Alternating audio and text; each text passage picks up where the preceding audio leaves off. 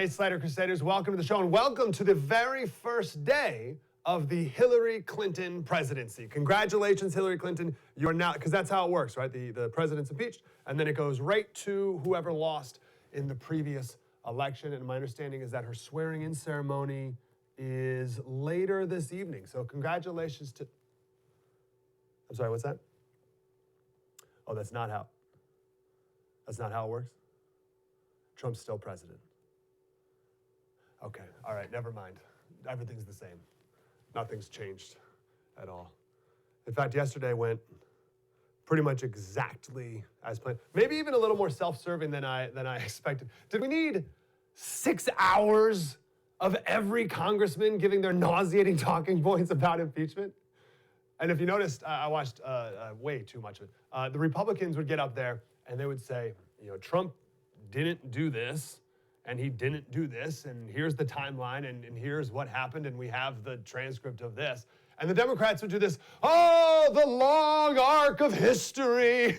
What will our children say? Our founding fathers are weeping in their grave. And you can tell when someone's bloviating, when they go into this soaring rhetoric about a very specific thing that we're talking about. We're talking about very, like a detailed accusation, and we have the transcript. There's no need to do this broad, soaring rhetoric. A law enforcement friend of mine says that when someone's writing out their statement, if they're accused of a crime, they're writing out their statement about what happened that day. He says you can tell when they're lying because they all of a sudden get super vague.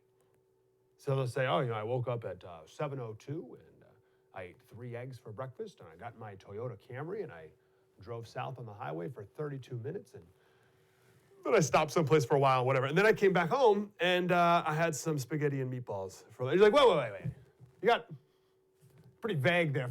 Can't yada, yada, yada over something like that. And that's what the Democrats said. Oh, I heretofore, whither whence henceforth, the sake of our republic demands. Come on, give me a break.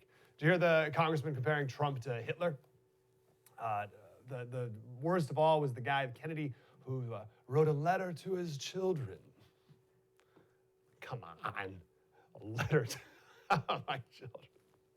What a joke. Hours and hours and hours of that. But remember, yesterday was a very somber day. Very somber. Nancy Pelosi wore black because it was like a funeral. A funeral for our nation. And no one wants to do this. None of these Democrats, they don't want to be impeaching the president. It was really tough for them. And just an example for how hard it was for the Democrats to do this. Here was a very somber Congresswoman Rashida Tlaib. Hey everyone, I am on my way to the United States House floor to impeach President Trump on behalf of my incredible district, 13 districts strong. Oh yes, very, very somber, very tough for her to do that. Here's Pelosi after they approved the vote or whatever, and she hits the gavel, and some of the Democrats started to cheer. Look at what she did in response. Article 1 is adopted. The question. Wow, that's unbelievable. That's, I've never seen anything like that, right? That's, do not look like we want this to happen. Do not look like we've been begging for this for 3 years. Do not look like we've done everything we can to manipulate this entire process to get to this moment. We're supposed to be somber.